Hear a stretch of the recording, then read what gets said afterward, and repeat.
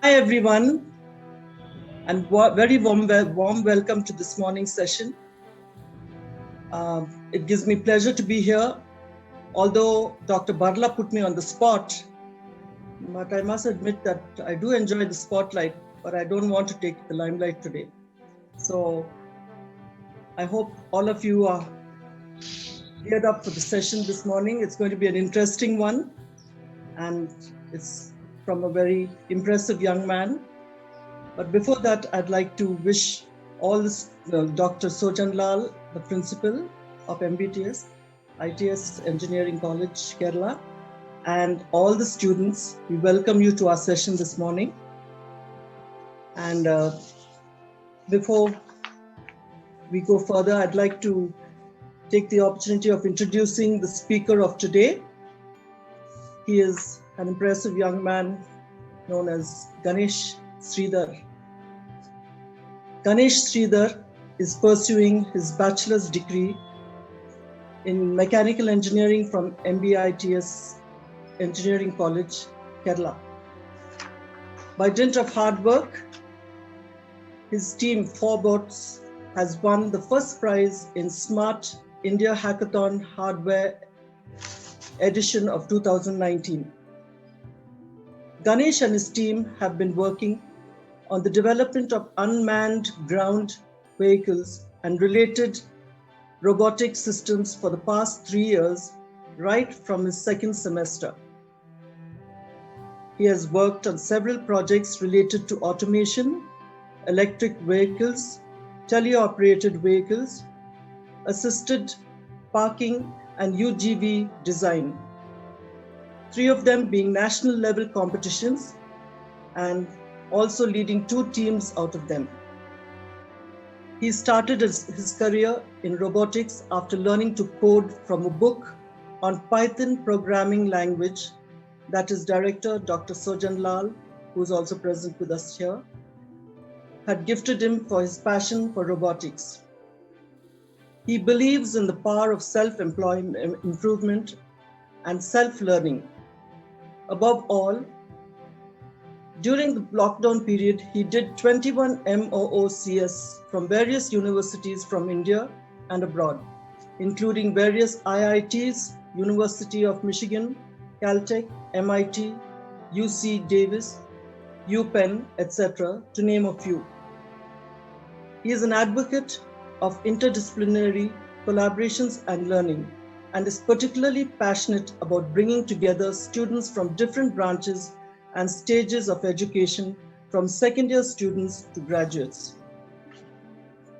Coming from a humble beginning, Ganesh Sridhar and his team credit their success to passion, consistency, and above all, team spirit.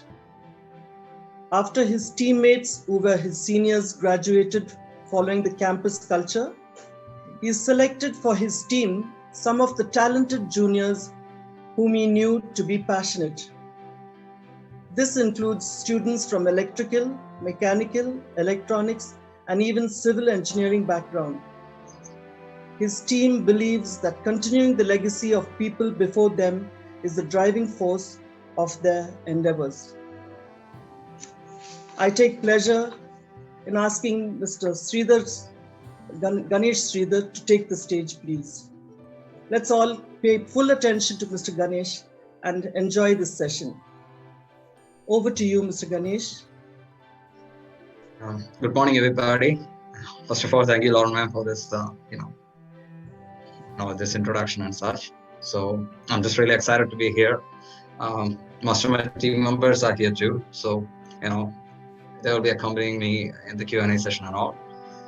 So it's an honor to be here with all senior people like you, because it's educational for us too. So is everything visible? Can I just start the presentation now? Can everybody see my screen? Yes. Yeah. Yes. All right. Keep it in pause. Yeah. You can see it, right? So Yes. Go ahead. Okay. So I know you're all senior, so you already know a thing or two about management and engineering and everything. So I'm not going to talk about any of that because, who am I to talk about all that? Just such an elite audience like this. So I'll be just throwing in my 2 cents about what we have done so far and our approach to management in general. So it's going to be an unorthodox, kind of perspective on teamwork and management. It's not a well-defined or a textbook or academic level of management because we tried many things and we failed often. So we figured these things out by ourselves. So don't take me granted for any of this. Everything I say here, just take it with a pinch of salt. It's not, it's not certain that it's going to be true or anything. So yeah, that's it. Let's start. So talking about teamwork, I just want to show this picture. So you can see this picture, right? So again, the presentation is not formal anyway. So on the left, we have a hacksaw, right? So that's pretty much an individual. That's how you work. That's pretty much an engineer or a talented guy who want to do something. He's pretty much a hacksaw blade, and it's a quite useful tool. It's quite versatile. You can do a lot of things with it. And after all, you don't see kids cutting off their hands or amputating themselves with a hacksaw blade. It's a safe tool to operate. On the other hand, what you see there is chainsaw, which is in fact teamwork. It's effective, it's powerful, but it has to be guided and well monitored because it's a dangerous weapon. If you don't coordinate it well and if you don't plan everything well, I don't think it's a safe idea to handle a chainsaw. So that's what we're going to talk about. So before we're talking about all the things that are already known about leadership and management and everything like that, I don't really want to talk about any of that. I'm just going to ask you a question. Is teamwork overrated? Like we always hear this, right? Right from my school days, we always hear this: work with a team. You're not a lone wolf. That's not how engineering works. That's not how society works. Man is a social animal. Yeah, all those things. But what I feel is that most people believe in it because they take it for granted. And personally, I was so skeptical about it. I was never into sports. I never played in cricket or football, so I didn't really develop a culture of teamwork early on in my school life and such. So it was really hard question for me to ponder. I didn't really think being in a team would make any difference.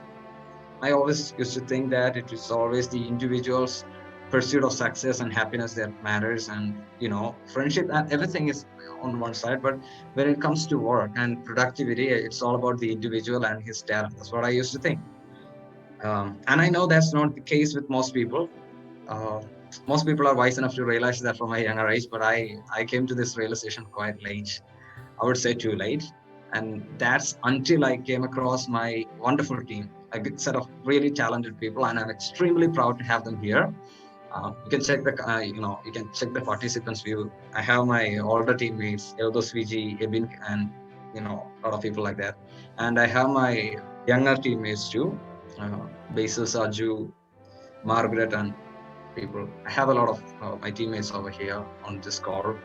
So I'm extremely proud of them because they in fact changed my life and my view on teamwork and leadership, because I never believed that it would make such a difference to be in a team. Because of course, to teamwork there are a few caveats. You can just say teamwork is always effective. First, it's always important to find people of your shared values. If you don't have a common ground to agree upon, if you don't have any common interest, then I don't think teamwork makes any sense at all.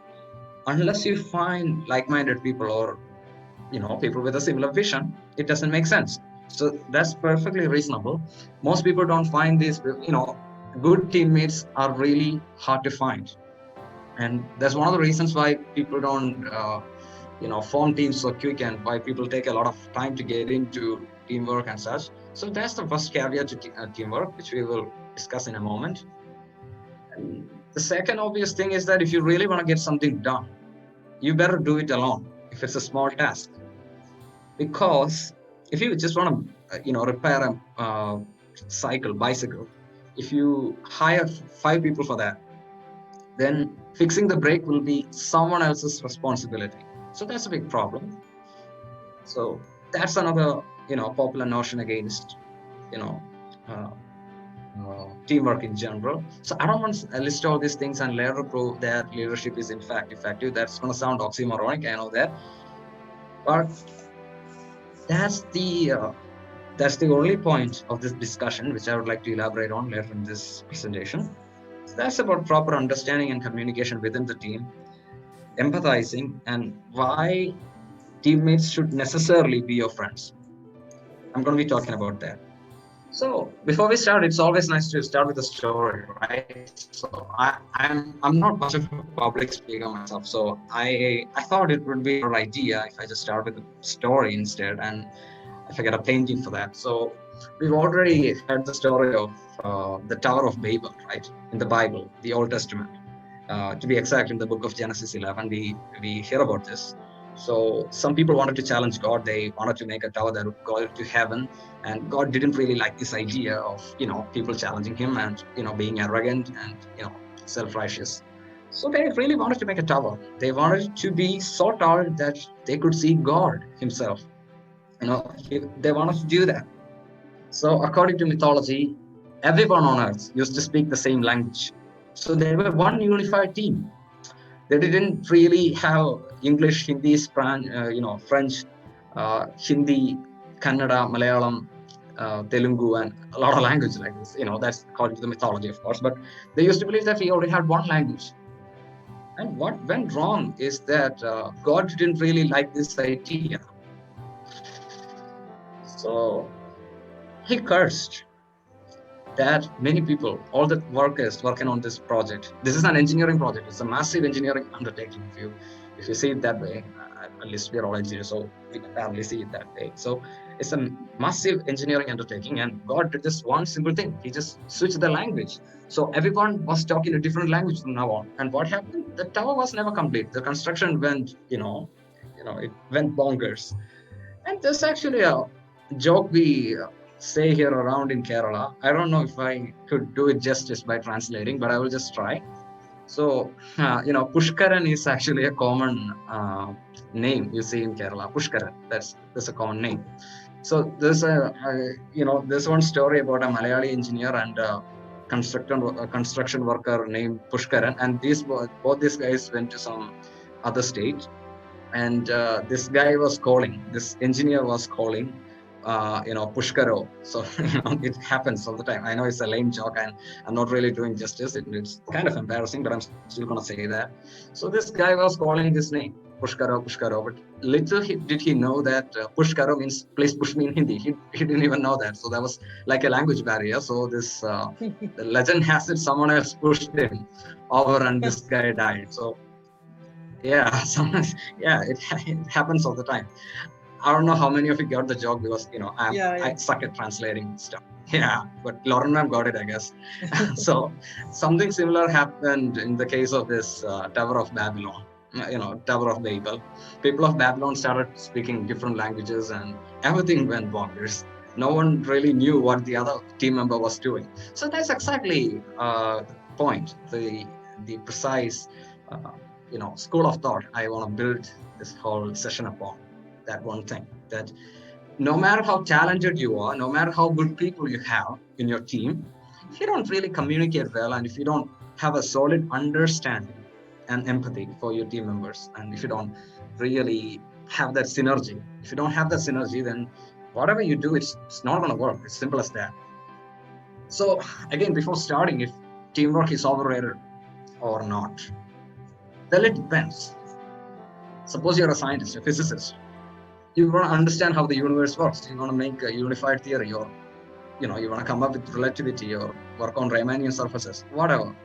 So Einstein didn't really have a teammate. He worked alone.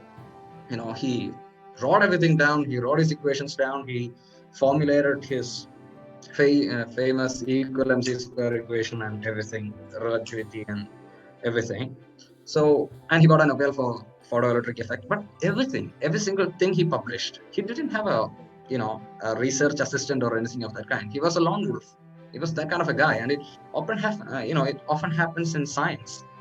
People don't really team up very well. People do, but you can't get away with without having a team.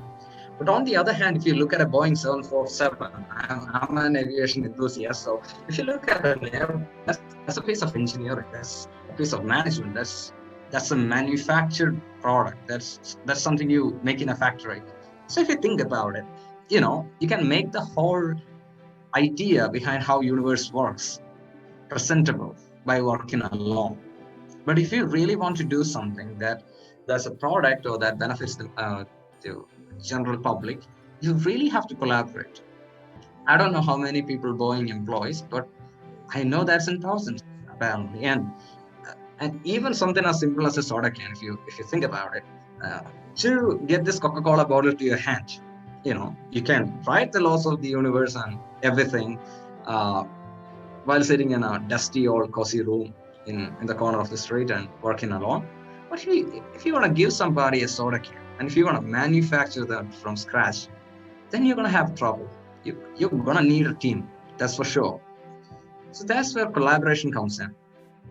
So this is an interesting website. I was just Googling stuff around yesterday because I wanted to, start the presentation kind of interesting, and I'm expecting that I'm doing a decent job in boring everybody down, but I just wanted to keep things entertaining. So I just Googled this thing. Yeah, it's kind of absurd, but I just wanted to know how many aluminum cans were, manufactured in every second. So I didn't really get a figure for that about the number of cans being manufactured, but I got a website, theworldcounts.com, and they cover a hell lot of things. They talk about even currency, how many currency notes are being printed, everything, even paper clips. So I would definitely recommend everyone to check this out, theworldcounts.com. So I found this on worldcounts.com and I straight away took a screenshot of it because people won't believe me if I don't show the screenshot and just tell you. So you can see that big number over there. I'm a final year mechanical engineering student and I still don't know enough mathematics to count this number. So I'm just going to leave that to you. So that's a really big number. I think it's in the order of millions or billions. I really haven't. It's 10 to the power 12 or 11. So that's a really big number. That many aluminum cans have been consumed in 2020. If you think about it, that's, a massive piece of investment and such a big industry. And I've seen somewhere on the internet that in America alone, aluminum can industry directly employs 72,000 people. Those people's livelihoods are solely dependent on aluminum cans. And that's a single organization. That's Bauer Corporation. That's the name of the organization. That's a big team. So to make something as simple as an aluminum can, we have a 72,000 member team. That's not exactly a team. That's more of a group. We'll come to the difference later on in this presentation. But still, you can't really do, if you want to have an idea, then you can do it alone. But if you want to change the world, you're always going to need a team. So I just wanted to emphasize that point. And in my first semester and all, I was doing projects. I was working on robotics and, associated things. So I would go to the local market and buy things and, put things together and make robots and such. But I never knew if the whole thing that I was doing was lone wolf kind of a thing or a teamwork. So I used to think I worked alone. Then later I realized there were a lot of people that were involved in the projects, even when I didn't have a team. Before meeting these people, there were small projects and such, but still I had a team. I had a reasonably big team, from the local carpenter to the to everybody I knew about, everyone who gave me an advice or gave me a soothing word. So that's my first profound realization. I wanted a team. I figured out that engineering is not a one-man show, and always synergy is greater than energy. When people combine and they work for a common cause, of course, that energy is much greater than the sum of energy of all the individuals associated with it. And I was desperate for a team. I wanted a team, but most importantly, I wanted a capable team, and I highlighted that in red. I really wanted a capable team. So that's how we came together. That's how the first Cosmos team forwards came into existence. When I met our seniors and we teamed up. So that's what I'm going to talk about. So that's our team. Our main team is Cosmos. We have 11 members and 3 mentors. So we have 2 sub teams. The first team went to Smart India Hackathon and won the prize and everything last semester. So that team was forwards. And we have people from 5 batches right from the first batch of our university and the current batch. So we have people who started their engineering in 2015 and graduated in 2019, two people who enrolled for engineering in 2019 and who will be graduating in 2023. So we have a broad spectrum of people in our team. And most importantly, ours is an interdisciplinary team. We have people from mechanical engineering background. I'm a mechanical engineer myself. We have electrical engineering people. We even have one girl from civil engineering department. She's in the meeting right now. You might want to ask her something, but yeah. So, and we have people from electronics. So we don't have computer science yet because everybody codes, we all code. So I didn't really think we should get another computer science guy. We would do the thing ourselves because according to us, everyone should code, at least in this century. If you don't know how to code, you're basically as good as illiterate. And we have 11 members, like I told you. The first team was a 6-member team, and the second team is also a 6-member team. And I'm a common member to both the teams. I led the teams. And we have 3 mentors. Assistant Professor Robin George and Assistant Professor Ebin Sunny. Both of them are not here. And our common mentor and our mayor mentor is Dr. Sojan Lal. He's here. And I'm extremely proud to have him as my mentor. So this is our team. This our robot and us standing at Reva University last year. And this is how we used to work. We didn't even mind to use a table. We just used to sit around on the floor and do all sorts of cool stuff. And one guy is actually sitting on the table. By his leg, I can recognize that's Eldos VG on the chair. All the other people are, big shout out to him. But all the other people are simple enough to sit on the floor. So that's us. That's Ebin on the bottom corner, and the other one is me, and the other 2 people are Anne Maria and Shepin. She got a wonderful placement last year and she went to Bangalore. So she directly enrolled.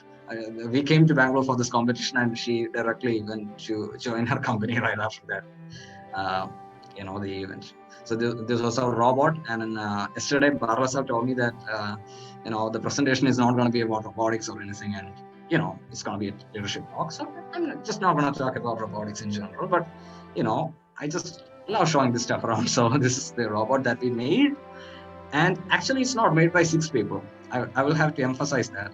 Although the 6 of us represented our team, it's actually an initiative by the 11 members. We had people from this team, except the very juniors. We had people from this team working on this project, but they didn't really come to hackathon because there was a limit on the number of participants. So we had a bigger team, and we have the other members of team active now, and that's why we are preparing for another hackathon. So that's again a funny thing. So that's my point. That's the topic of presentation. I'm going to be talking about the subtle art of teamwork, and there's a reason why I call this a subtle art. There are a lot of books on principles of management and such, but I don't think this is a well-defined topic after all, because it's a social science. It's not an engineering science. So you don't really have a clear defined kind of a, black and white, apple versus orange kind of a distinction between things you learn in management. So I'm going to be talking about making a team, how you make a team, and figuring out what to do and how to do, and most importantly, maintaining the team, because the other 2 things are relatively simple. It's easy to bring people together, and it's easy to have a goal and, even have a vision, but sticking to it, or persistence and the consistency that you put into it, that's the tricky part. So that's the main part of this talk, maintaining the team. And once that's done, I have marked it in green, getting things done. So that kind of follows. It's not something we should, consciously be aware of. So when it comes to making the team, it's always a good idea to get people from outside your comfort zone. Before we made the team, I was in my second year, and my some of my teammates, Eldos VG, who was really an expert, and the other 2 people, Eldos VG, Shefin Jonesy, and Mr. Ebin Eldo, those people were really good at what they were doing. So it was kind of a challenge for me to actually get in with them. So working with these people who already have expertise on certain things, that kind of scared me, but we still have to do that, right? And we had another 2 seniors of mine, Sreedag and Anne Maria. Again, they were all older than me. So you have to get people out of your comfort zone. That's the first thing. And you will have to have common values, like we told that before, right? And most importantly, we have to embrace diversity. And when it comes to diversity, like I told you before, having an interdisciplinary team is of utmost importance. you don't want an all mechanical engineer, all computer science guy team. That's just not going to work. That's not how the industry works, and that's not how a team works. So you have to get people from different branches and everything. And the most important point, even I would say, it's above the other point by a teeny tiny bit, because you can always learn the other disciplines. It's always mandatory that a team should have people of different age groups and levels of expertise. So the oldest member of our team is perhaps the three people, Yaldos VG and Shefin Jonesy and such. And our youngest member is Margaret Zakaria, who is in her second year of engineering. So she's, we have a broad spectrum of people, from the very expert to the very beginner. So part of the reason why I wanted a team like this is because of the Dunning-Kruger effect. So when you start learning something, when your knowledge of the subject is pretty low and you start to learn something, when you start your first Hello World program, most people think I'm going to hack NASA software and get into Google and get employed there. That's, at least most engineering people I know do believe that. When they write their first Hello World program, they expect to get hired by Google. So that kind of happens. When you learn something for the first time, you have a big amount of stupid. That's a pseudo sense of confidence that you get when you first start out learning something. And after a while, you will see, okay, there is more to it than I can see as of now. And then you hit the valley of despair. Everything that you've been doing and everything that you've been taught seem to be a lie. And that's the most depressing part for any entrepreneur or engineer who wants to do something different than the traditional academic stuff that's been going on. And after that, you slowly pick up the pace, and there's a slope of enlightenment. And this is not a karaoke. This is not a random karaoke. This is actually a scientifically proven psychological fact. And after that, you reach expertise. You become a guru, and that's the plateau of sustainability. So the point is that if you have 6 people on a team, and all 6 people start at the same time, you can see the overconfidence and the despair happens at almost at the same time for all the 6 people. So at one time, the entire group will be so energetic. They will be ready to, knock on God's door, or, move a mountain or anything like that. They will just take anything. If they give them a sponsorship and tell them to make a rocket that could go to moon in 2 months, they would say, okay, we will make it, because they're so confident. And to some extent, they will be overconfident. And the converse is also true. After some time, they will come to realize that the stuff we are talking about is not as simple as it seems. It's easier said than done. And then the valley of despair hits. And that's a very sad place to be. And if all the 6 members of your team are desperate at the same time, then you don't have an option but to cancel the whole project and go home. So that's not an idea. So why do we use 3-phase AC in our home instead of single-phase circuit? Because, if there is a phase difference between the different phases, then the effective power is always greater. You can use the energy in a better way. So we want this curve to be out of phase. That's why we want people of different knowledge level or competence. Because when people have different levels of, expertise, many people will be reaching their peak at a different point of time in the x-axis. That's a competence. So the overall something like an RMS value for teamwork, I would say, but something like that, the average value of confidence that your team will have is going to be reasonably high. And that's something we always want to have in a team when you want to change the world. So you don't really want sudden burst of energy and despair alternatively. So you want more of a steady curve. And actually, this is a much more realistic depiction of Dunning-Kruger effect. You think you are really good and you hit Mount Stupid, and then you hit the valley of despair. After some time, you figure out that things are not simple as it seems. And then for a while, you feel like an expert and you come back. And this goes on for apparently forever, but after a time, you will reach saturation. So we want different people of our team to reach saturation at different points of time, at different points of confidence. So that's what we had. When I started the team, I had people like my 3 seniors, Eldos VG and stuff. They were already good, and I was starting out. So I was at this Mount Stupid phase of life. I would say anything is possible, and the other people will be so skeptical. So we wanted a balance of this. I had this beginner's optimism, and my seniors had this experts skepticism. So that kind of, work together to actually prove productive. And that's the same thing that's happening here now. In the trade we are doing now in robotics, I now have reasonable amount of experience, and so are the other two members I have. My own batchmates, Basil Baby and Minu. On the other hand, we have juniors, and they are fairly starting out, so they have hyper confidence. This one guy, Basil Saju, he would always come and give me new ideas. He's really creative, and he would always be giving this new idea. Let's do this, let's do that, and I'll be like, that's not gonna work. And most of the time, I'm wrong because I'm super skeptical about things. I don't see the bigger picture because I don't have the blind optimism of a total beginner. I'm not saying I'm an expert, but still that bias can happen. Even without expertise, if you work on something for a reasonably long time, as little as 3 years, that's what I'm talking about. I've been working on this for little over 3 years, but within that time you hit a plateau and you need younger people to carry this on. And after we graduate, after Eldos Vijay and his team graduated, I was there to continue their project. And when I graduate this year, I will have my junior two people, Ebin and Basil Saji, do that. And when they graduate, we have Margaret, another member. So that campus culture should go on. And I would credit this to Dr. Sojal Lal sir. He always encouraged this kind of a campus culture within NBITS. So we had electric car teams and everything, all sorts of management. Even when it comes to fundraising, we will always have a team running.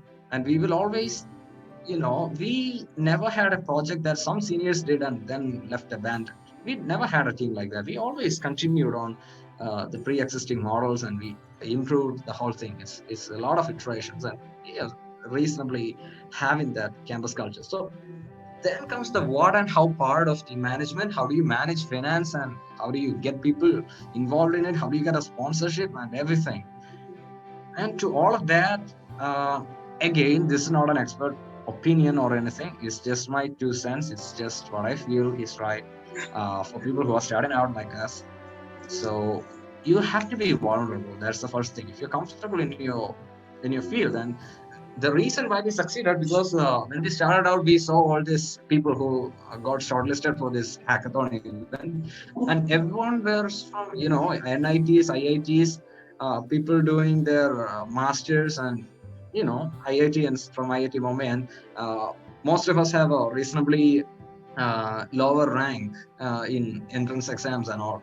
And we have a really competent college, but again, this IIT, NIT brand value. So we always had that kind of an inferiority complex to some extent. We never have that kind of a complex in the campus itself, but we, the 6 of us, we always said, okay, how are we going to compete with these IIT guys? They're really experts, and these people are really good. I met them during the hackathon, and I would say that one thing that's really unique about most premier institute is that people are doing projects and they're really good at it. They know how to use the math properly and everything. So this vulnerability, this sense of you have to achieve something, that kind of a spirit will definitely drive. And once you're vulnerable, the first thing you have to do is to just accept it. Accept that you're not the best in the game. This is not the best possible set of skills that we have, but we have the best possible team. And if we team up good, and if we work together effectively, we can, compete with people who are better than us. That's what we believed in, and that's what we did it. Then we fight it. And at the end of the day, we create something to lose. So when you're shortlisted for an event like this, then you can't really lose, because there are a lot of people looking up to us. So that's the last thing. That's about setting up the team. Now comes the most difficult part of the conversation. That's perhaps the maintaining the team. So the foundation is pretty simple. You have to be, really passionate into what you're doing. Unless you love what you're doing, then I don't think anyone would work on the project for more than, say, a month or 2. So the reason why one would make a team and it actually stays together, all the members communicate together, all the members, stay together, is because of 2 reasons. One, the members like each other.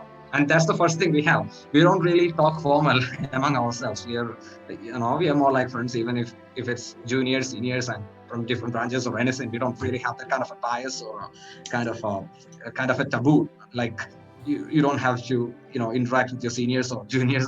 We don't have that kind of a campus culture. So that definitely helps. and the passion for the thing that you're doing. If I were to do some kind of a project on automobiles, I won't be successful, and the team won't be successful because none of us are into automobile engineering. We are doing things on robotics. So do something that you love. That's the first thing, and that's the only thing that will keep the momentum going. And we'll talk about momentum in a moment. So I just had to copy something from the web when you're making a presentation. So yesterday I just googled this thing and this data from Steve Jobs. So I'm convinced that half of what separates successful entrepreneurs from the non-successful ones is pure perseverance. That's what Steve Jobs told. And in our case, we find that's the case because we failed many times because we would come up with a project, we won't do it, we will switch projects every single while, and our mentors know this really good, and our seniors especially know this. We would always come up with a new idea, we won't stick to it, we will change the design, we will change everything, and at the end of the day, we will have nothing. And after a while, we had to learn it the tough way. And last thing is shared interest, like we told in the case of the Tower of Babel from the Bible. And so again, we are engineers, so we have to keep things professional. And so that's my guy Newton there. So there is an analogy between the confidence of a team and the mass of mechanical system. So force is rate of change of momentum or acceleration, or mass rate of change of velocity because mass is a constant. So that kind of a thing. So similarly, the more mass a system possesses, harder it is to accelerate the system, and the more momentum something has, the harder it is to stop a system. It's easier to catch a softer ball than a hard tennis ball or a cricket ball. If the ball is heavier and if it's moving really fast, it's really tough to hold it. So this simple piece of physics phenomenon has really inspired the kind of team spirit we have. So the same thing applies to team. The encouragement or discouragement is directly proportional to the pace that we are going. If you are doing some great projects, if you are accomplishing wonders, if you are already successful as a team, then you naturally have the tendency to stay successful. Because once you get there, you have a lot of things to lose. So you don't want that to happen. You really have to prove yourself. So you will just keep pushing harder and harder. So, and the constant there is C. C is confidence of the teammates, collective confidence, maybe an average confidence coefficient. I don't know what to say. Just coined it, so I guess. So how do you make that pace? So having that momentum, having confidence, having that pace will make it so difficult to discourage you and to further encourage you, but that's a good thing. We will see that in a moment. So unlike the mass system, we have a difference. Here, the confidence is not a constant. It's a function of the synergy of the team, and it changes with time. So the one thing we can always do to keep the momentum high is to, keep the synergy high. Even if you don't have a project to think about, or you still have to discuss concepts and everything. So from this, I'll just drive 3 conclusions. So the first thing to maintaining a proper team is to ensure small victories. After a while, all the people will start to feel like we've been working so hard, we're not getting any results. Are we even succeeding? Or, we spent around 70,000 rupees on the robot, and the first attempt we made, the robot literally burned, it fried. And another time it fell off a staircase. And I remember almost at the edge of weeping, and I had my seniors, especially these 3 people, to always hold me, close. So that's the only reason we survived. We invested, the 6 of us invested like 70,000 on this robot. That's almost like that's a big amount of money for us, and we got a lot of funding from the college itself, and we got personal fund from our principal, and the entire college was looking up to us. We had a lot of things going on. And still we burned the first robot. It was just in flames. So that was pretty, that drove us crazy. To compensate that, what we did was we did a trial run, and we just uploaded a video to the Smart India Hackathon people, and we got pretty good feedback. So that was a small victory. That's the only reason why we continued. So when you work on a team, it's always a must to have small victories to keep the pace going, because no matter how consistent you are, no matter how much of a willpower you have, you will always have to, encounter such things. And slow things to accelerate the whole process. That's the point I discussed here. Once you have a greater momentum, the further difficult it is to decelerate you. retard you, to make your team come to rest. So you have to have that pace or that momentum. So to do that, you have to make small changes, and that can be with these small victories. So, and you can sustain the synergy that way.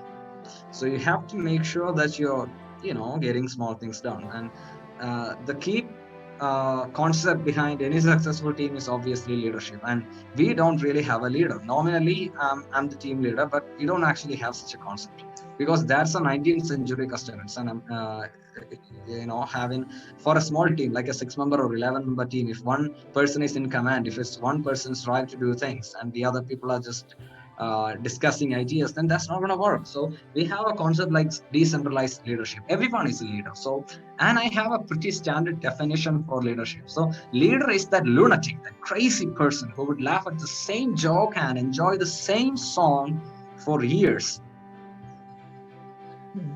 That might sound absurd. And yes, that's my definition of leadership. Leader is a person, and he's a lunatic who laughs at the same joke and loves the same song for years. You don't get bored of an idea. If you have an idea, if you have a startup idea, if you have kind of a business plan, no matter how boring it sounds, you're gonna wake up every single day to this idea, having this dream in your head, and after a while, you will be bored of robotics, you will be bored of competing, you will be bored of everything. So to lead any team, every single member should be a leader. And to be that leader, the one key thing is to have that ability to enjoy the same joke and enjoy the same song. And I've literally done this. I've seen how many times I can listen to the same song that I don't get bored. How many times you can consistently love something, love one thing. And that is really important. And the same thing happens to teams. People switch teams. I've seen that. People think, okay, if I work on a different team, if I work with different people, I'll be better. And that kind of an attitude will be another hindrance to proper teamwork. So that's the thing. Consistency is the key. Doesn't matter how big of a team you have, doesn't matter how much of an expertise you have. What really matters is how long you've been doing the same thing over and over to gain reasonable amount of expertise. And we have to know that human beings are not always rational animals, and we are emotional. So if the team is only for the benefit of your academics or your position in kind of an industry or for your career benefits, then that's just not going to work. You have to love your teammates. If you don't have that kind of a culture within your team, then that's not going to work. I mean, I don't know about industrial level teams. I am just talking about the small level of team, that the things that we did for our hackathon and all. And frequent rewards, short-term goals. I'll give you an example. So when we got shortlisted, we went to Madras, and it was pretty depressing because all the other people were really good, and they were building with drones, 5 or 6 drones. They were having gaming laptops, and we had like one crappy laptop. I still remember that laptop I had back then. We, the 6 of us, we didn't have a finished product. Our project was still crude. We didn't have everything controlled.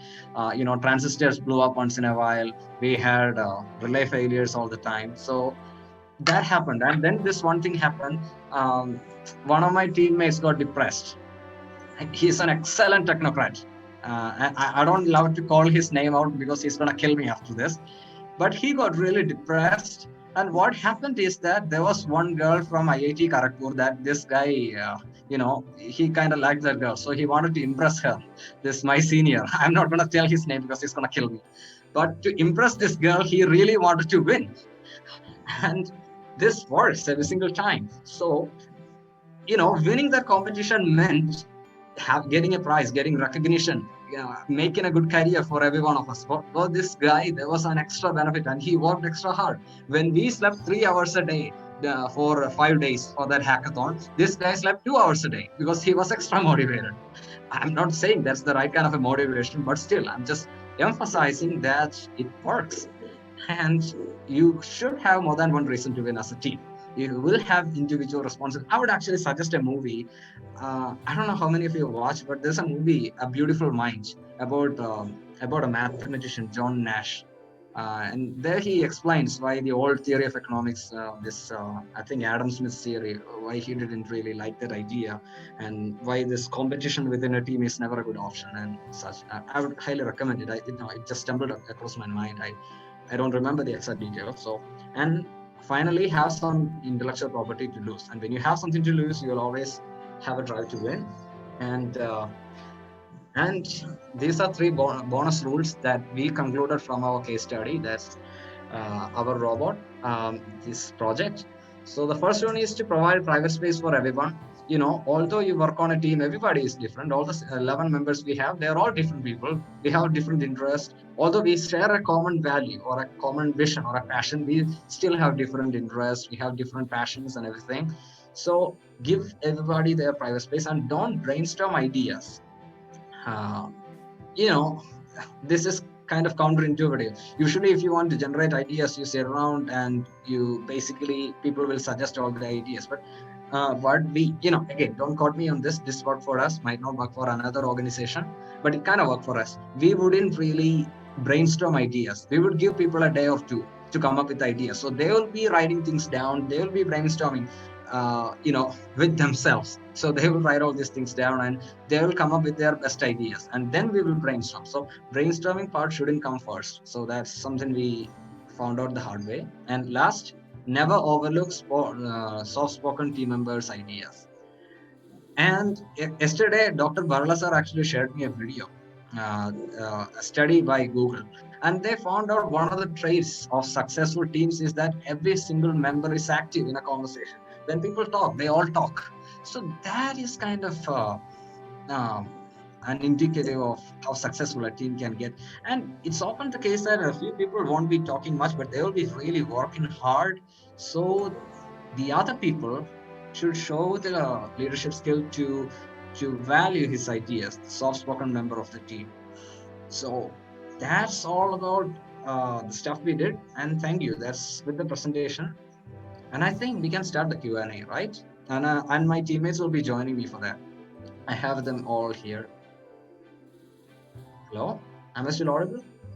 Thank you, Ganesh. That was very interesting.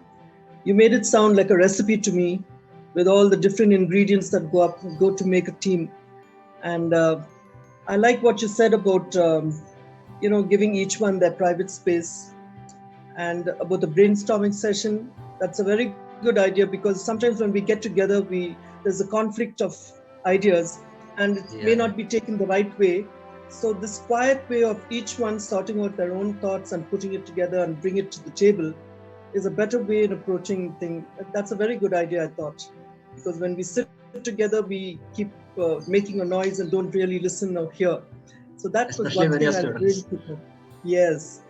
And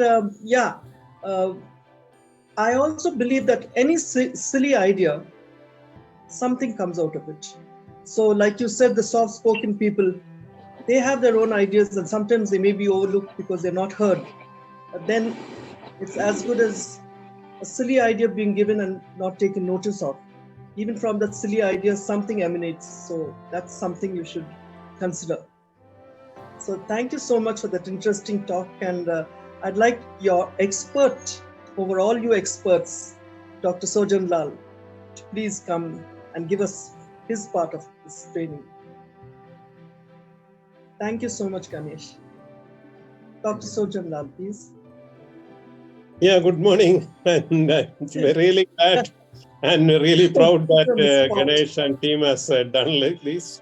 Yeah. And I still remember the days when Ganesh was joining the college.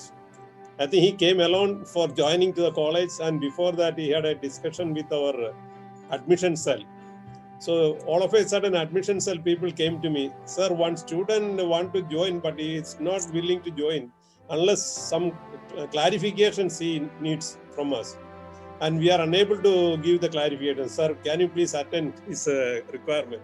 I said, okay, please ask him to come.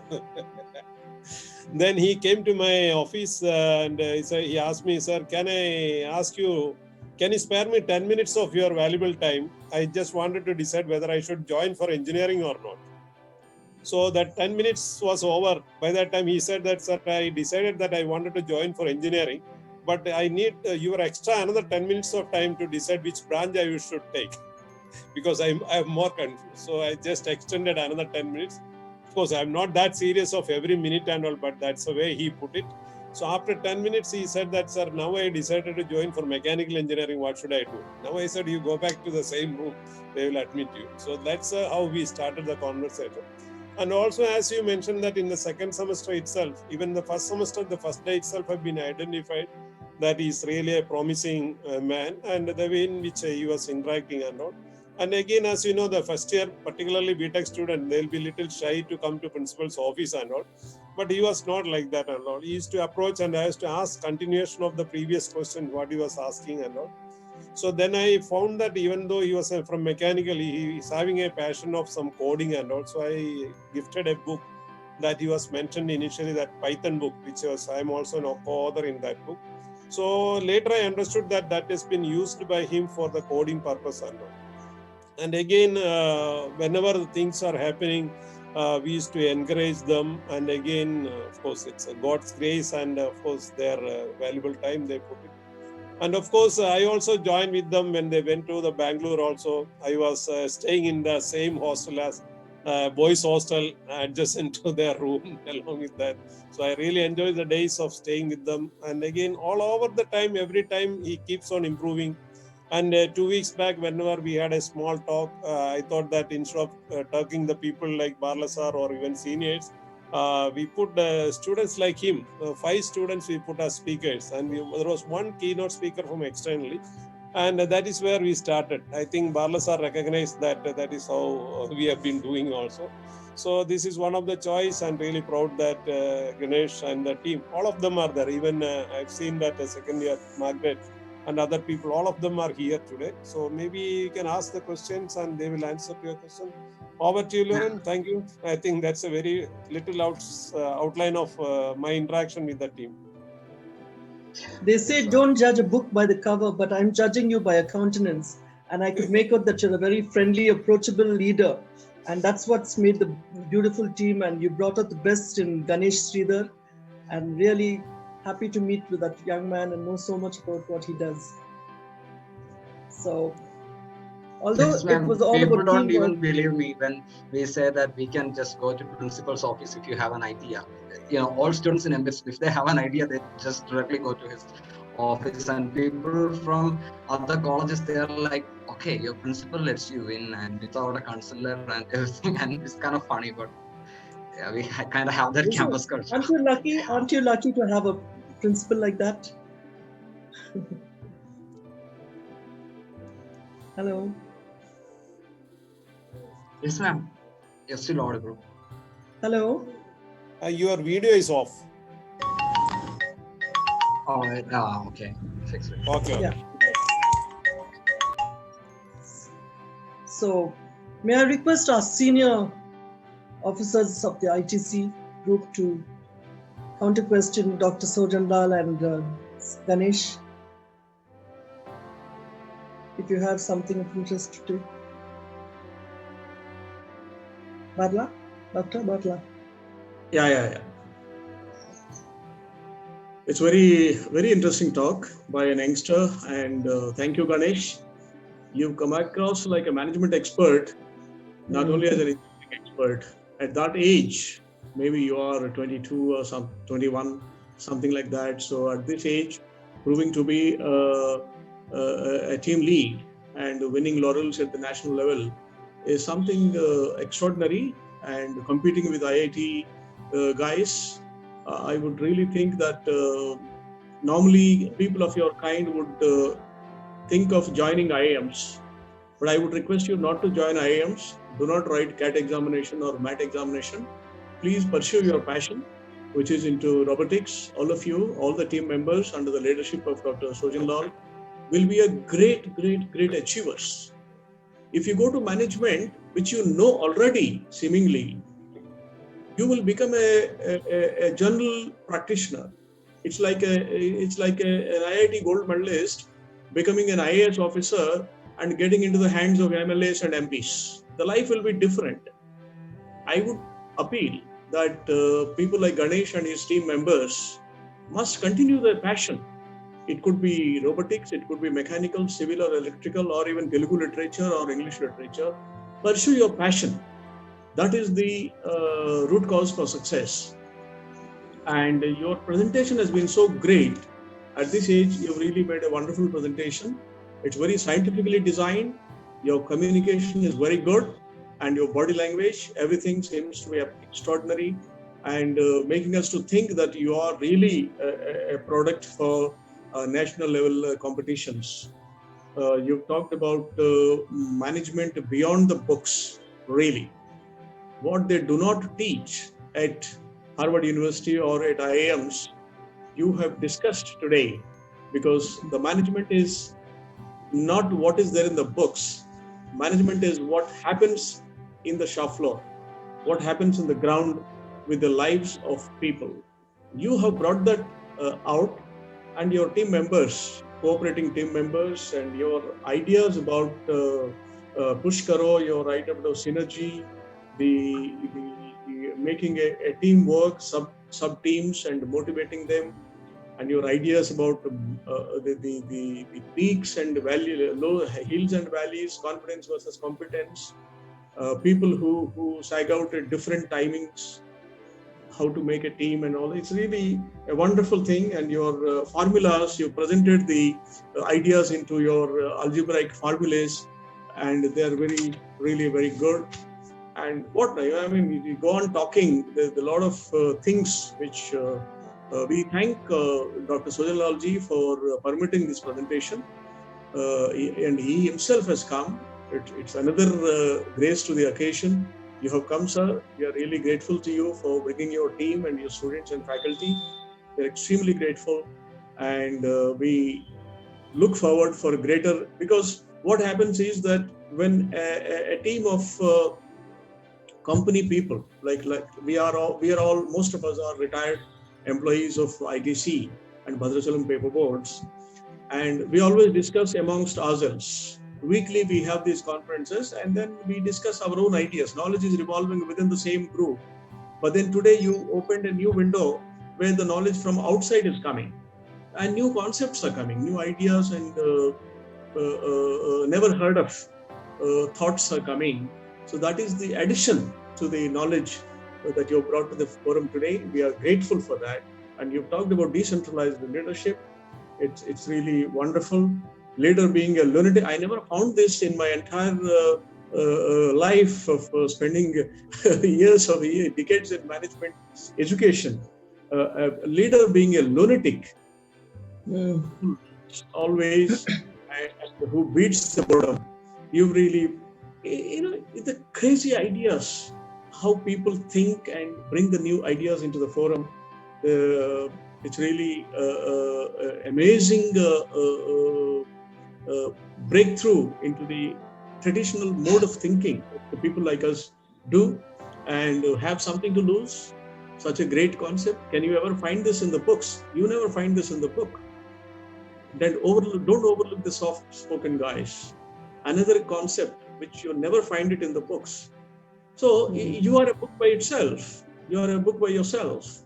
To me, it looks beyond the management schools. And thank you very much, Ganesh. Thank you very much, Dr. Sojan Lal and team. We are grateful to you for having come over. And we look forward to listening to other members of the team within our ITC team, and outside the ITC team, we have others looking forward to asking questions. Over to you, Lauren. You may seek the question answer.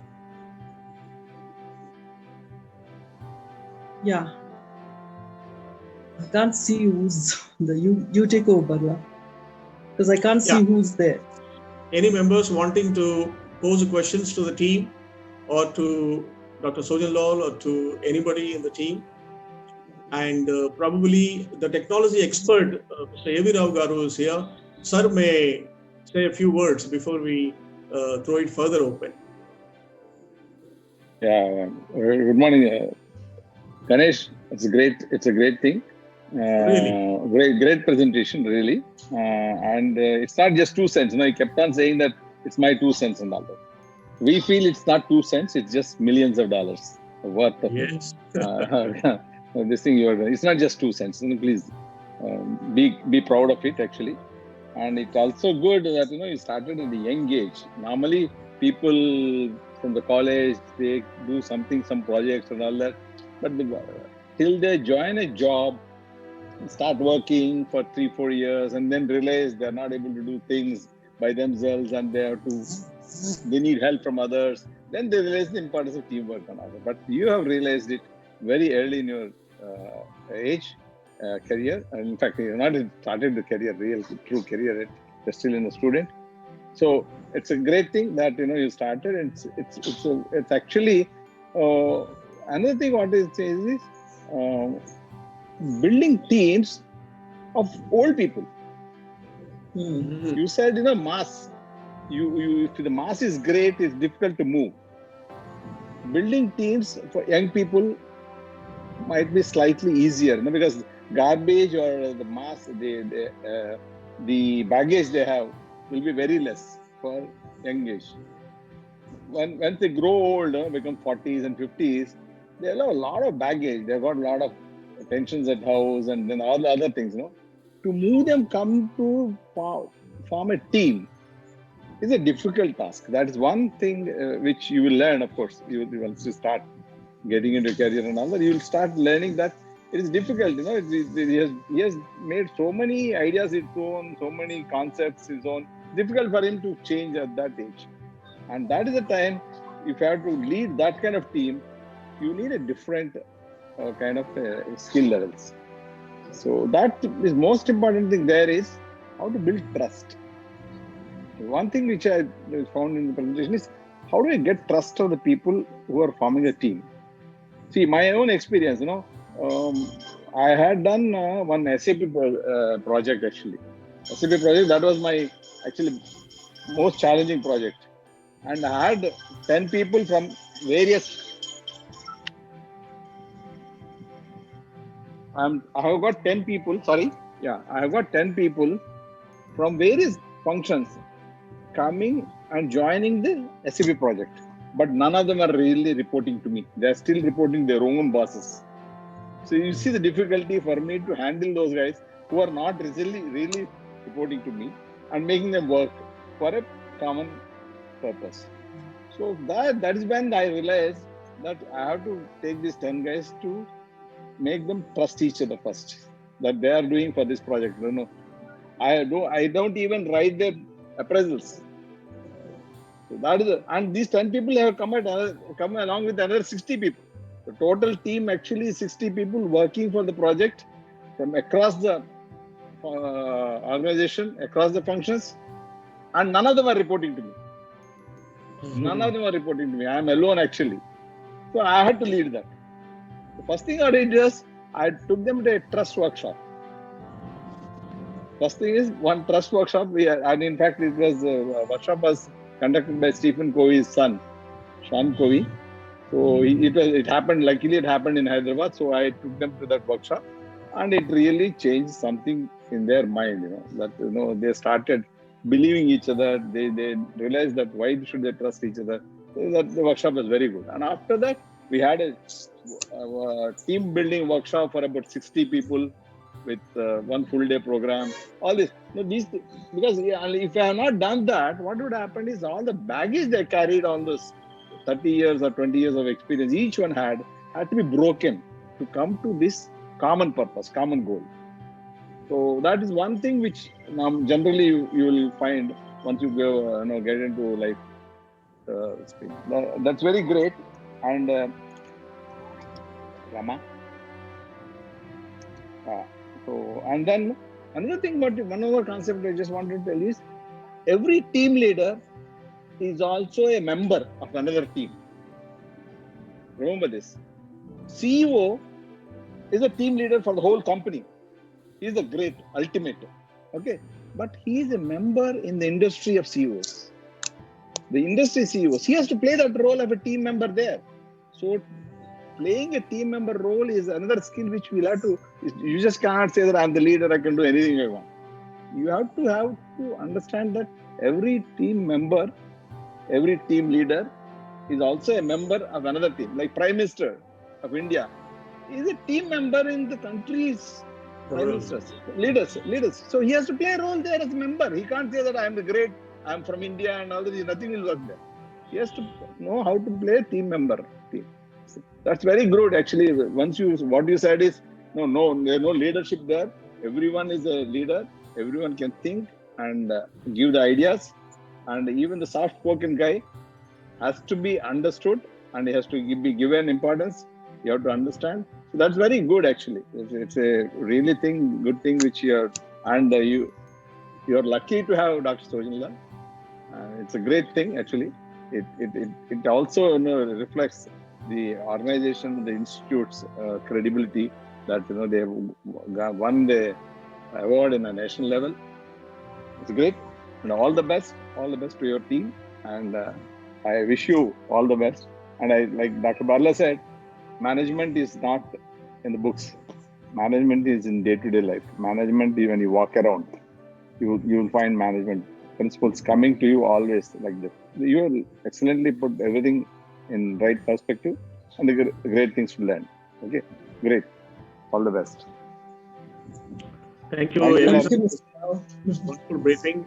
You really brought in the component of age into Ganesh's formulas.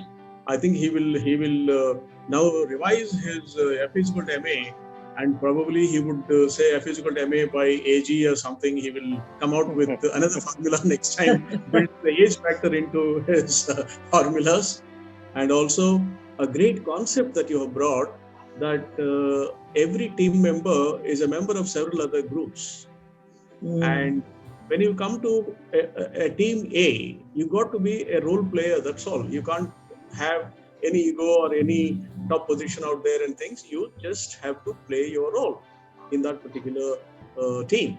That's a wonderful concept that you brought about. And in the forum here, we have another management expert, Dr. S.R. Tulasi Garu. Dr. SRT, may we have your comments, please? Lauren, check if Tulasi Garu is here. And see. Let me check. Okay.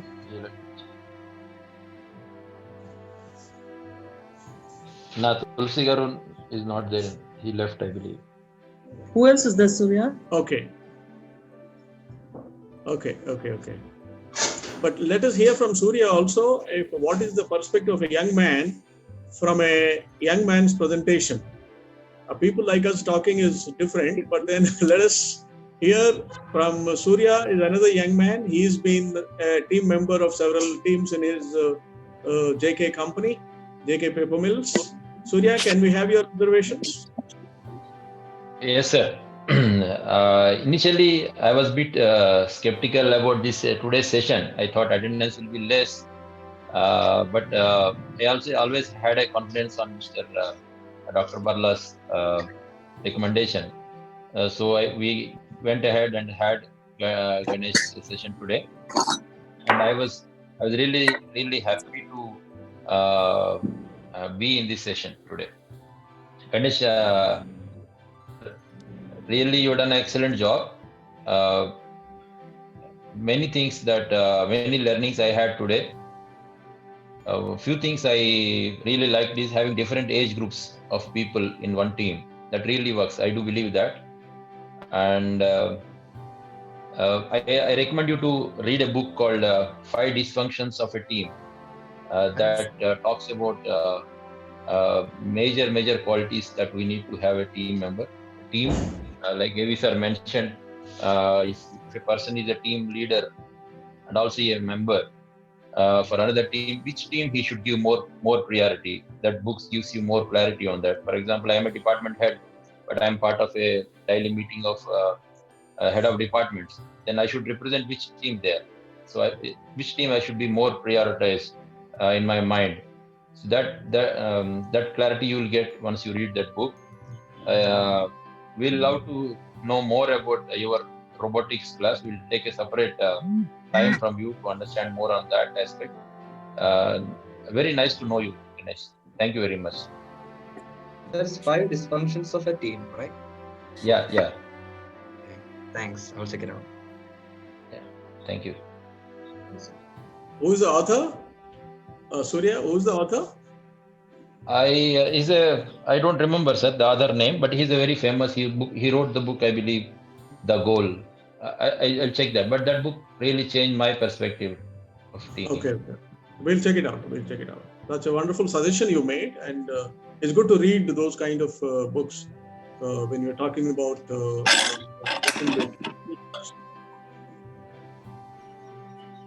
I think Swarna Garu is here. Another young person is here. Is that Swarna?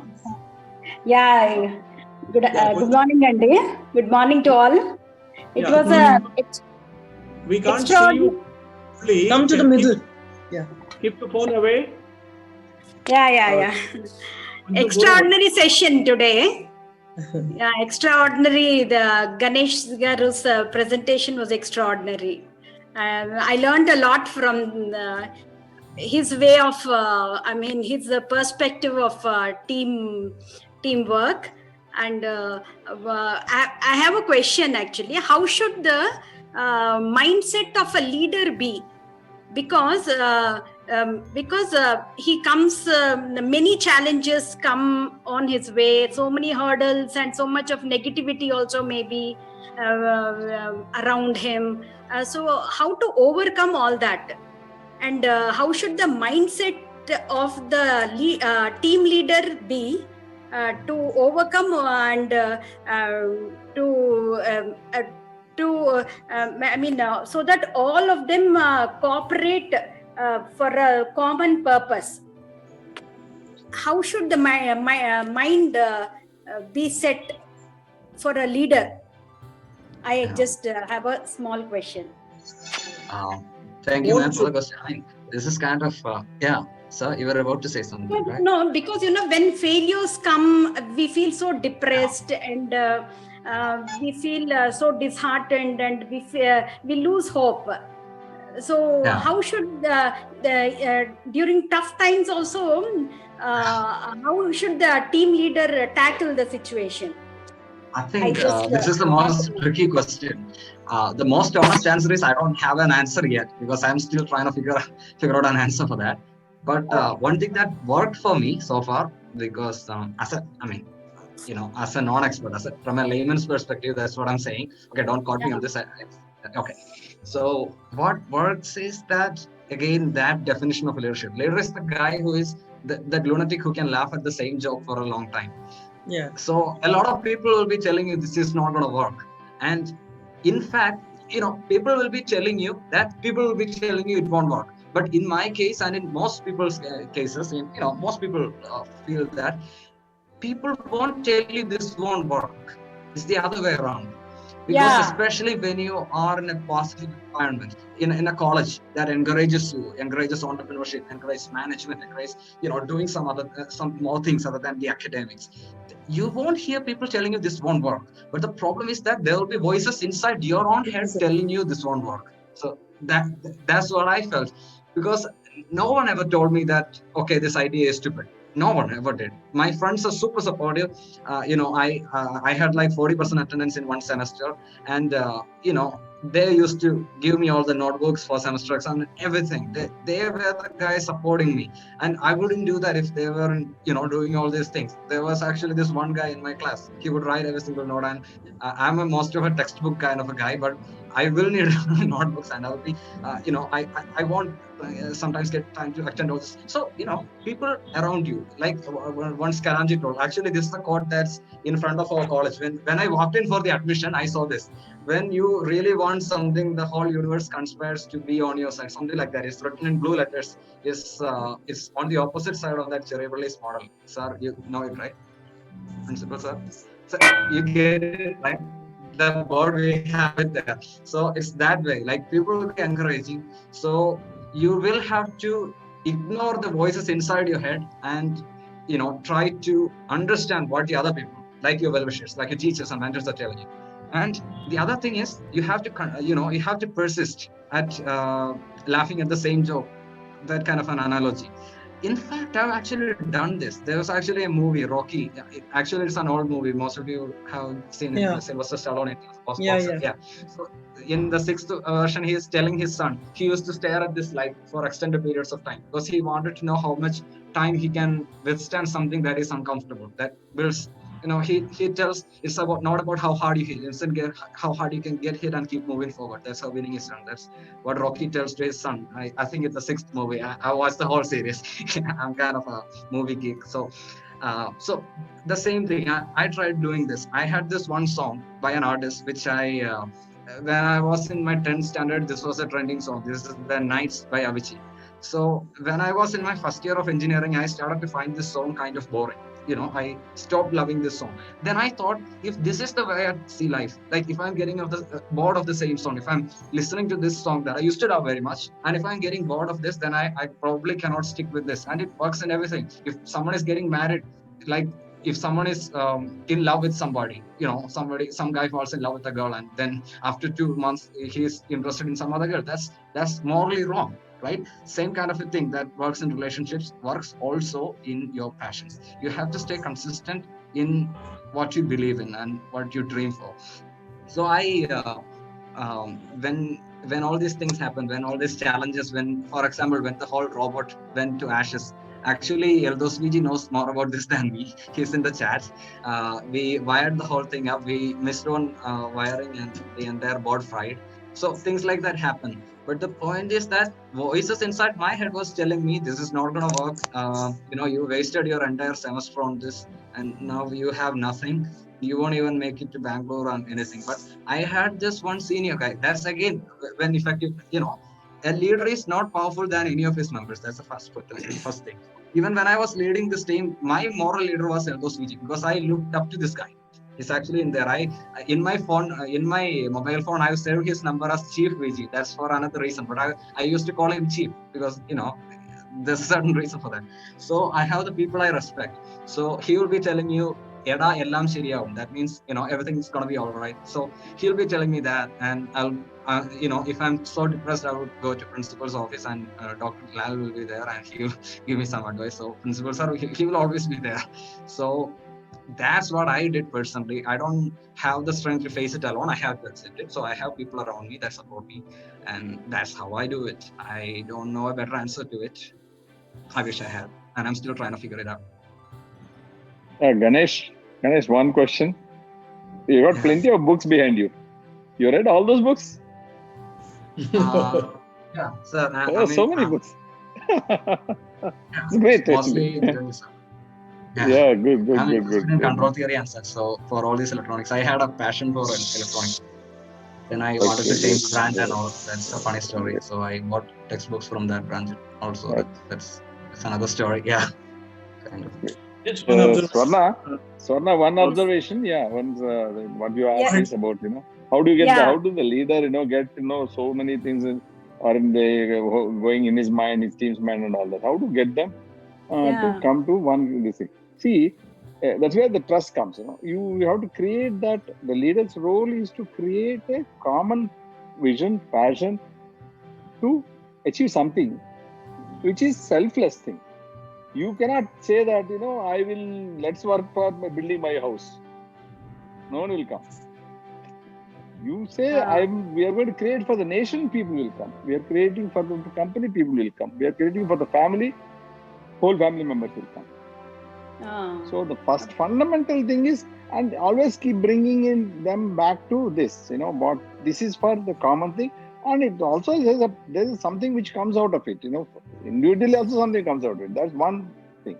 And the second thing we also said is, how do you handle failures? Yeah. One or two team members failed in something or other. You have to sit with them handhold. Don't think, sometimes some failures you cannot correct it. It is a failure, that's all. The project has to be shelved. But when the project is getting shelved, the leader's role is to go and sit with him. You have to really feel for it, yes. Really. Absolutely. No, you should not fire him, or you should not say that to start finding mistakes at that point of time. You should have done this, you would have done that would have. So then it will be miserable for him. You will never become a team member. You will get out of the team rather. You want him back to the team, you have to appreciate, whatever efforts he has put in, something is went wrong, somewhere some mistake. He himself must have made a great mistake. But to make a mistake is a human thing. That's what you have to accept first and move on. This thing is very great in building teams, So you have to literally believe that what you are doing is for the good of everyone else, not just for me. If you say that it's for me, and if they have an intention that he is working for his own promotion tomorrow, all that kind of attitude that comes into the team members thing, and it's gone. Or if some people in the Ganesh's team think that Ganesh wants to write his CV, very great CV, so that's why he's working on it. So once this project is over, he'll write the CV and get away, and then get to MIT or Oxford or Harvard and all that. That's what he's working on it, not for this project. If they get that into their mind, they'll not work. So that's where you'll have to be truthfully work for everyone. That's one aspect. Then it will work. It's a cakewalk. After that, once the trust comes into the team, it's a cakewalk for the team leader. And also regarding the Rao sir, you mentioned about the previous example. Sojalal, you're mute, I think. No. I can hear you. Okay, you can talk. Sir, Rao sir, you mentioned about earlier regarding your project where none of the voices come down. Is it? No, sir, we can hear him clearly, sir. Go ahead. Yes, sir. Yeah, Rao sir mentioned that previously. Can others hear me? Yeah, we can hear. Yeah, just wanted to share my experience, maybe half a minute. That I also worked in a project called IBM Maximo, that is for the enterprise asset management, while I was a senior maintenance planning coordinator. So maybe the Ganeshan team can see me later on how I manage. About 320 people are there, and none of them were reporting to me at that moment of time. But I was successful in rolling out the project very successfully, and later on I got this general manager's appreciation also, which I think for the team members I will explain to later on. That is a very crucial situation. As also he said that annual appraisal system, we are not involved with, nobody is reporting to us. Still we need to accomplish a very major task for the company, how we will manage the teams. Thank you, sir. It was really another experience, sir. I'm not explaining further because you all be knowing about it. Thank you. Great. Yeah, to Swarna Garu's question, just one observation or important question that Swarna has asked. Swarna, we can't see you. You can put your phone little more. Yeah. Yes, a little up. Anyway, yes. In one of the projects, what we did was we designated each member as a director coordination, director research, director hardware, director and so on, finance and so on. Each member became a leader by himself. So the moral of the story is a leader has to be not to be a leader, not to enforce him as a leader, but can he be a servant? The concept of servant leadership. When Jesus Christ washed the feet of his 11 disciples, he propagated the idea of servant leadership. Can a leader be like a servant of the team members by virtue of his experience, vision, drive, all the armory that he has to provide it to the team members so that each team member is a leader. You are not the leader. It is leader 1, leader 2, leader 3, leader 4, leader N that you have. You have made everybody to be a leader. By virtue of your experience, you are a servant. That has really succeeded, and in whatever form we see in Infosys or Wipro, in whichever these companies, we see great leaders becoming like servants, becoming like facilitators rather than leaders. Gone are the days when you have a charismatic leader who has a carrot and a stick. Both he shows carrot sometime, he shows stick sometime, and all this. Gone. Everybody is a leader. You have expertise 1 in some person, expertise 2 in some other person, expertise 3 in the third person, and so on. So everybody is a leader unto himself. And can you make each one a leader and coordinate them facilitate them, serve them well, appreciate them, motivate them, you're there. That's what Ganesh has done in his project when he won the national hackathon. Definitely, that's what he has done, I believe. And of course, Principal Sir is there. Dr. Sojanlal is there behind everything. The invisible hand and the projects. I think I wish we all of us from the Silvers group, we wish team to win many more, not only at the national levels but also at the international levels. Thank you very much. God bless each of the team members. Over to you, Lauren. You may give vote of thanks. Maybe Surya can give vote of thanks and close the session if there are no further questions. If any further important questions, we will take them. Surya, would you like to initiate the vote of thanks? Yes, sir. Mr. Prem Sagar, I could see him. He would like to talk. Prem Sagar garu. Yes, the legal expert. The legal expert view we must hear in all these endeavors. I think he's Mr. not Prem there. Sagar Near. garu is a legal expert. Okay. Premalata garu.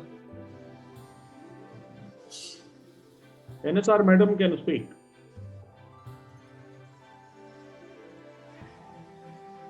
She was a teacher and a great teacher, so educational leadership she can talk about. Okay, then I like to ask Ganesh to introduce his team members.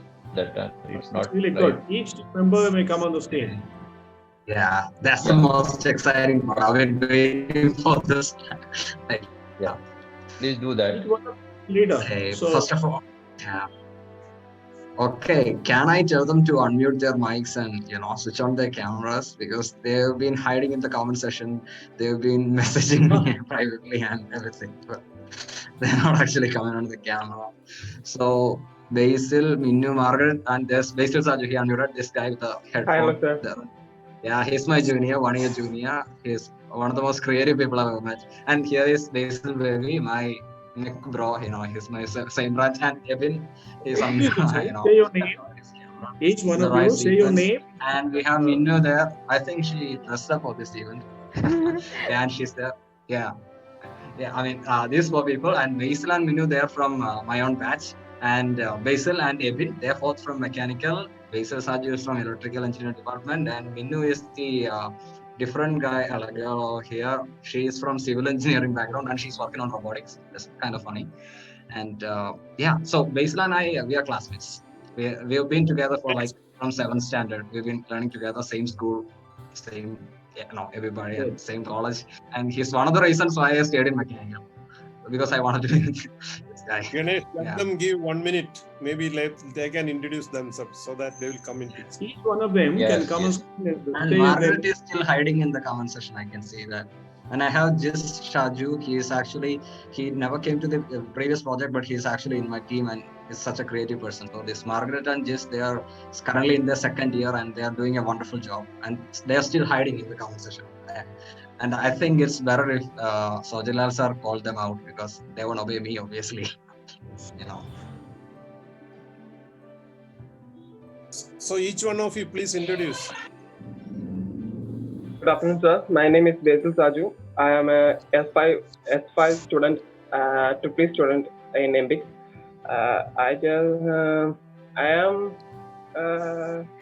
I started my career as a assistant in Pillow with Ganesh brother.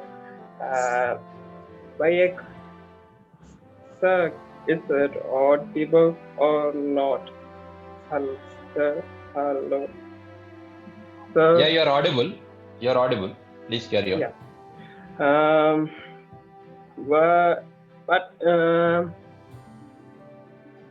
Now I have to tell something about our team. The sole reason for our team to exist is because due to we all are from respectively same place, and we all traveled in the same college bus, and we started the friendship in that Adimali SNDT bus.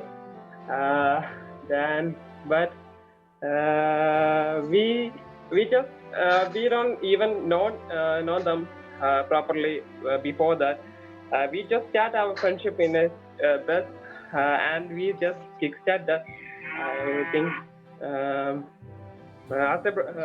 When what we tell about the Ganesh I can content of Kapushi.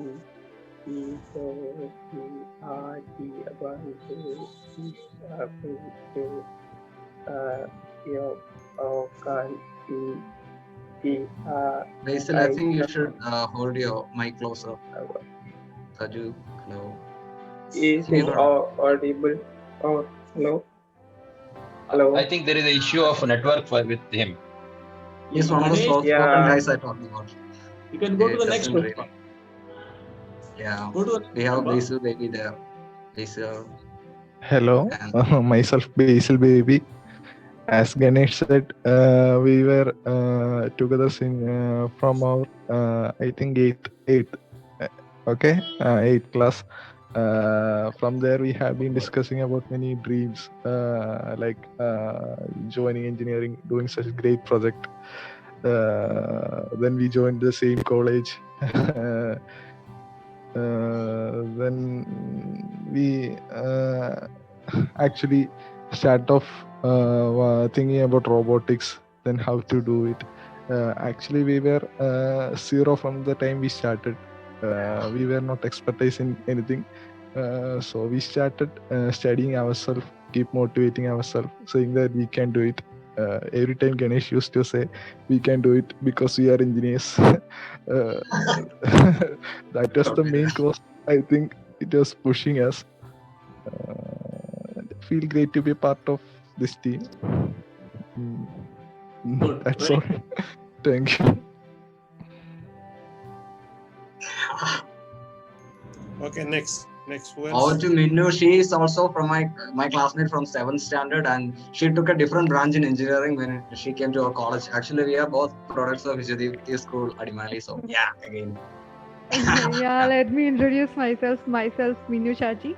I'm from S7 Civil Department of MBITS. And to be frank, let me begin about our schooling itself. It's because Ganesh was the only person who seeks for most doubts in in schooling days. Likewise, for each word that any of the teachers says, Ganesh is always finding beyond what the teachers he needs. He is always eager to learn more. So. To be frank, all the teachers were like, oh, please let us finish our syllabus. Please let us finish our syllabus. Why the hell are you disturbing us? Or else come to the staff room. It's not the time. But from the MBITS, to be frank, let me tell that it's hats off to you, because whatever, he's eagerly ready to answer us. He's really never, even if he's too busy, he will find time for us to improve ourselves. Really, I'm so proud of that. When I am from civil engineering department, even many people, even from my branch, my classmates ask me, why the hell you're going for robotics and why the hell do you took the civil engineering department? It's beyond that. It's because I love to be part of this team. I just wanted to develop my passion. That's it.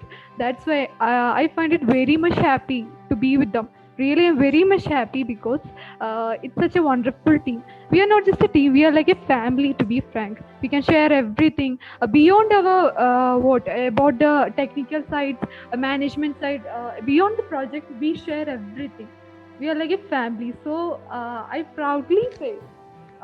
And this is just a wonderful place for us. And thank you, sir, for everything you have done to us. Thank you. Great to listen from you. Thank you very much. And we have man, the myth, the legend, Ebin. Are you still there? Bro, Ebin, come on, man.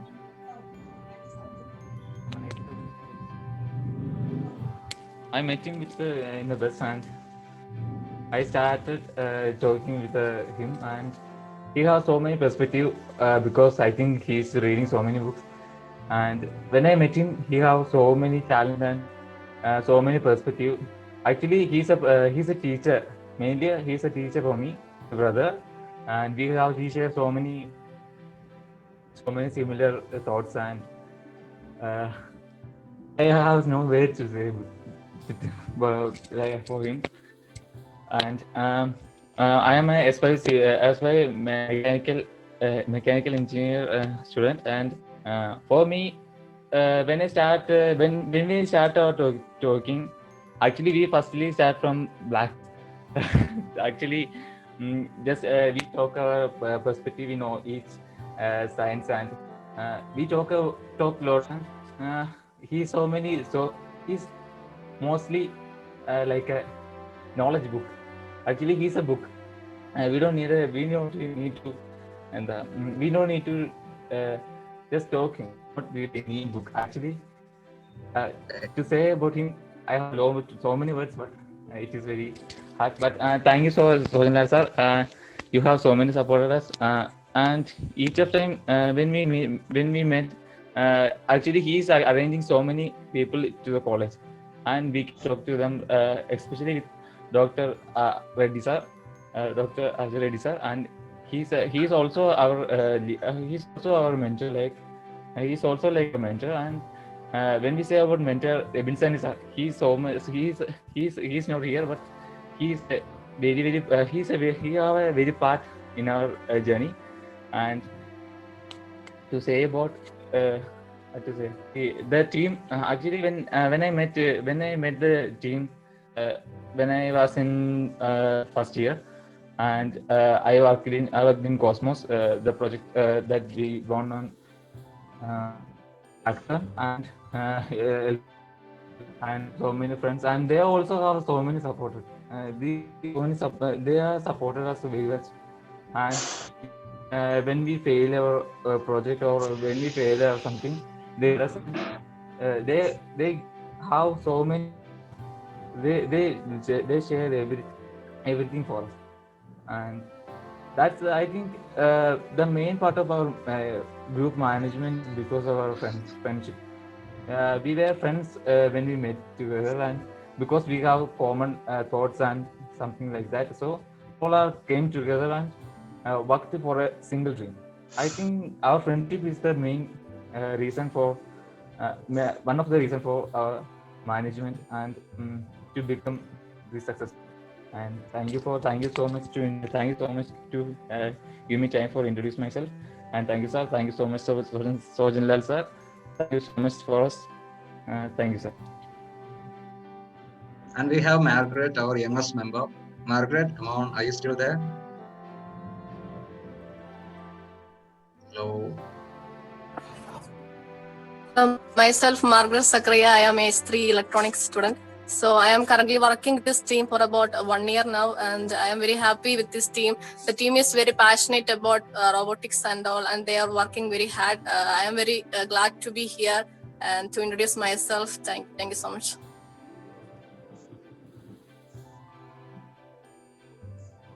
And we have another member there hiding in the comments. She's kind of soft-spoken. That's what I told in the presentation. She kind of escaped. Jis, man, are you still there? So he's been testing me. Jis Shaji, he's been texting me that he isn't not dressed well and he doesn't look good. He looks shabby. So please don't make me turn on the video. But I'm still gonna do that. Bro, please do it. Doesn't matter. It doesn't matter how you speak. So it doesn't matter. Let him speak. Actually, I was not prepared for this, so I didn't really dress well. Okay, first I see Ganesh in induction program. He was really a fun guy. And next time I saw him in a private bus, and he was really passionate. And I just asked him, "What was your project?" And he just told me everything that he could explain to me. And I was really fascinated about that project, and I just want to be a part of it. So I just joined the team. Not officially, but unofficially. And because I joined this project because of Ganesh, but after that I found that everybody was really a friendly approach to me, and they was really like a family, especially Minnu. She was really like a sister to me. And it was really a good experience that I could feel in my life. And I was really happy to be in this part of this project. Thank you.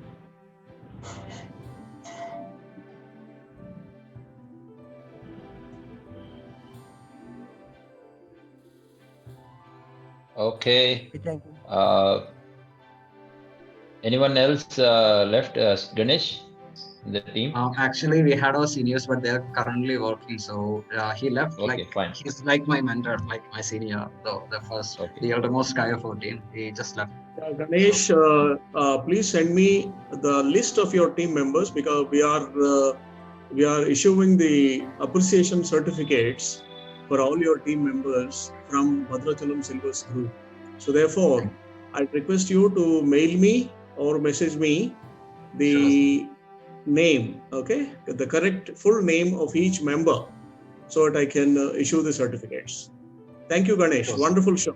A really wonderful show. Thank you, sir. Thank you. Thank you, Ganesh. Also, thank you, sir, for making the opportunity for all of us. It's always there. Actually, Prem Sagar sir was talking. His phone is on mute, I guess. Yeah. Yeah, I saw that during your. Okay. Prem Sagar, sir, you want to speak? You can unmute. Prem Sagar, there's a guy called Apal, my classmate in NIT Warangal. I would request if Apal would like to say something, because he has been a team lead of so many projects in his life. I think Apal can also make some observations. Otherwise, Prem Sagar Garu is there, both of them.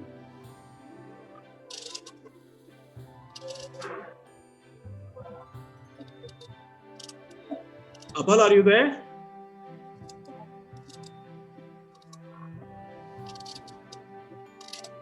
Yeah, can you hear? Yeah. Go ahead.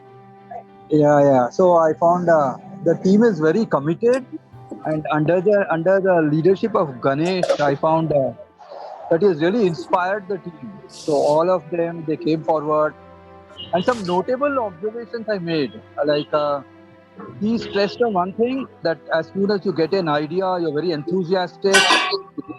You go up the success peak, and rapidly you get into the pit of despair, which is very true. I mean, he had a very good analogy. So, I mean, not only that, I think anything we attempt in life, it is like that. And he went around and found a way around that. So he brought in a team, he brought in diversity along, so that when one person hits the peak, the other person hits the despair, the other people pull them up. So he had a very good, he supported the logic very well.